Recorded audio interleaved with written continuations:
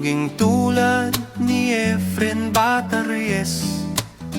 Gusto kong maging tulad ni Manny Pacquiao. Gusto kong maging tulad ni Jordan Clarkson. Magaling mag-basketball, mataas din tumalon. Gusto kong maging tulad ni Fernando Pao Jr. Gusto kong maging tulad din ni Idol Pidol. Gusto kong maging tulad ni Eddie Garcia. Gusto kong naging tulad ni Eli Buendia.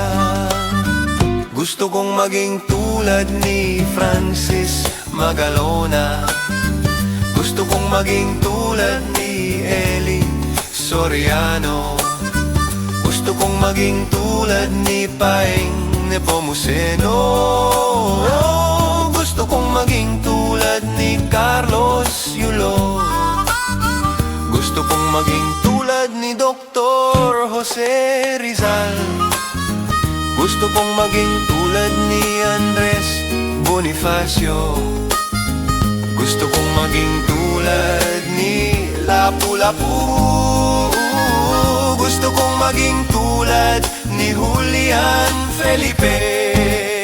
Ngunit tingin ko ito ay imposible, kasi mga nagawa nila ay napaka-imposible. At ito ay wala sa aking imahe, kasi si Mr. Low Minds lang ako na napaka-simple. Ngunit sa tingin ko ito ay imposible.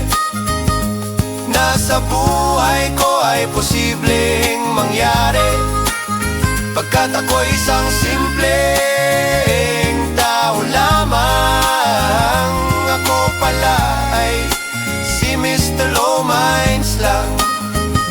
Ako pala ay si Mr. Low Minds lang. Ako pala ay si Mr. Low Minds lang. Ako pala ay si Mr. Low Minds lang. Ako pala ay